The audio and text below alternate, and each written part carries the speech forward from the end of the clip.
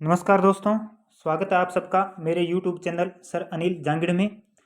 तो हमारी क्लास चल रही थी जो क्रोनो का द्विआधारी मॉडल है उसके बारे में। तो ये हमारा टॉपिक था द क्रोनोट मॉडल। तो हमने पढ़ा था कि ये जो इसका प्रतिपादन जो है वो 1838 में फ्रांसीसी अर्थशास्त्री अगस्तनी क्रोनो के द्वारा किया गया था और उनकी मान्यताओं के बारे में हमने पढ़ लिया था और रेखा चित्र के द्वारा हमने इसका वर्णन समझा था। अब आगे आज की क्लास में हम सारणी के द्वारा इसे स्पष्ट करेंगे ताकि आपको ये जो क्रोनो का जो द्विआधारी मॉडल है ये आपको अच्छे से पूरा समझ में आ जाए। तो अब इस वीडियो को आप ध्यान से देखना और वीडियो को कंप्लीट देखने के बाद, क्लास को पूरा देखने के बाद आपको ये अच्छे से समझ में आ जाएगा। अब यहाँ पर हम बात करते हैं, मान लीजिए कोई दो फर्में हैं ए तथा बी, ए व बी। जो सबसे पहले है, जो ए पहले खनिज पानी का यानी कि जो एग्जाम्पल लिया गया था तो उसका उत्पादन प्रारंभ करती है। क्योंकि अभी केवल फर्म ए ने ही उत्पादन प्रारंभ किया है, इसलिए यह अपने आप को एकमात्र फर्म समझकर सारे बाजार को अपना समझती है और इसका जो संतुलन स्तर है वही होगा जो एक एकाधिकारी का होता है। अब एकाधिकारी के बारे में आपने क्लास में मैंने बताया था कि लागत यदि शून्य है तो संतुलन मांग वक्र के उस बिंदु पर होगा जहां की मूल्य लोच 1 के बराबर होती है। अब यहाँ पर मान लेते हैं कि दो फर्में हैं, फर्म ए व फर्म बी। और जो फर्म ए है यहाँ पर मैं आपको ये एक अलग से एग्जाम्पल लेके, अलग से सारणी लेके मैं आपको ये समझाने का प्रयास करूँगा। तो सबसे पहले यहाँ पर देखिए, यहाँ पर मान लीजिए कि कुल जो उत्पादन है वो 2000 इकाई का उत्पादन किया जाता है, टोटल 2000।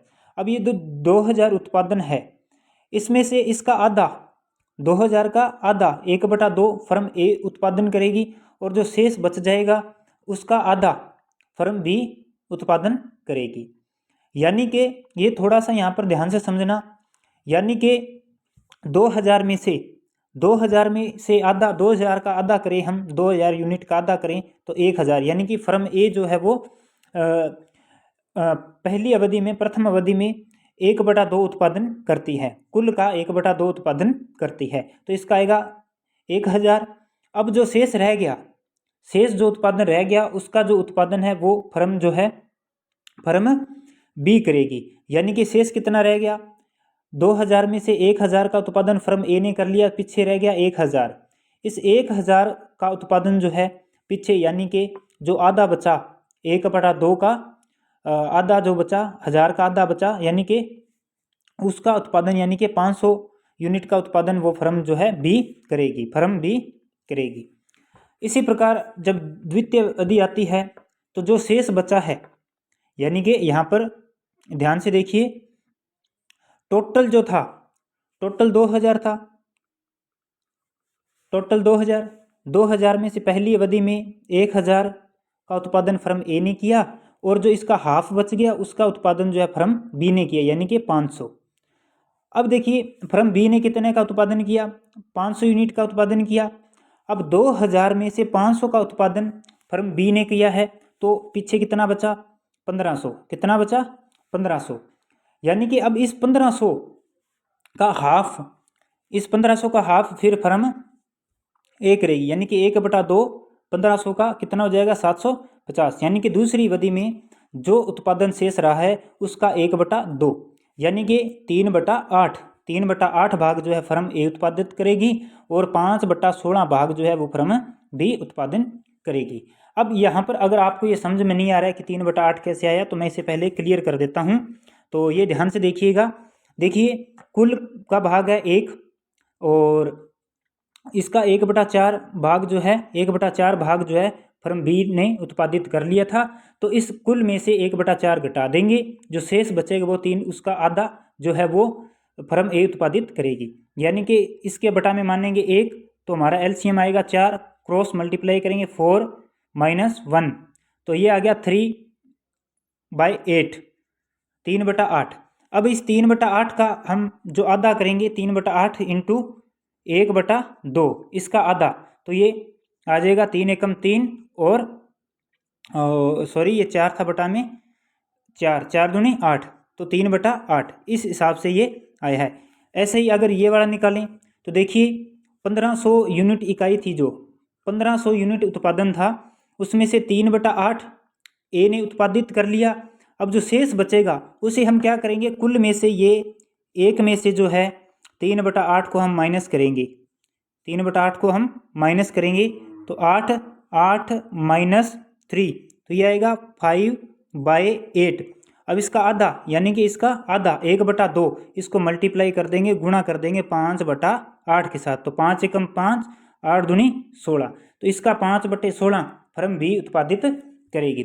इस प्रकार ये जो है प्रक्रिया है ये चलती रहेगी। इसी प्रकार जब तीसरी अवधि में आते हैं, तीसरी अवधि में देखिए जो शेष उत्पादन रहा है, अब देखिए टोटल कितना था, टोटल था 2000, कुल था 2000। उस 2000 में से पीछे 1000 का तो फर्म ए ने उत्पादित किया, पीछे रह गया 1000। इस 1000 में से 500 का उत्पादन जो फर्म बी ने किया, तो पीछे रह गया था 500। अब इस 500 को 2000 में से माइनस किया, 500 को 2000 में से माइनस किया तो पीछे हमारा बचा 1500। अब ये दूसरी अवधि में जो 1500 उत्पादन है, इसका हाफ फर्म ए उत्पादित करेगी और जो हाफ रह गया, ठीक है, उसका जो है फर्म बी उत्पादित करेगी।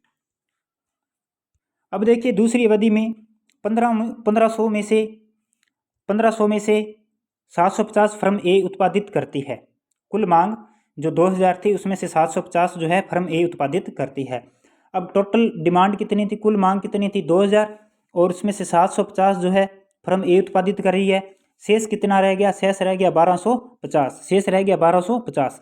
अब इसका हाफ जो है वो फर्म बी उत्पादित करेगी, इसका हाफ फर्म बी उत्पादित करेगी, तो इसका हाफ करते हैं तो 625 आएगा, 625 यानी कि 5/16, इसका 5/16। अगर ये भाग निकालेंगे तो हम आएगा 625। अब बात करें हम तीसरी अवधि में, तीसरी अवधि की अगर हम यहाँ पर बात करते हैं तो इस तीसरी अवधि में देखिए फर्म बी कितना उत्पादन किया था, 625। अब 2000 में से माइनस करेंगे हम 625, तो हमारे पास रहेंगे 1375। तो कितनी डिमांड रहेगी, 1375।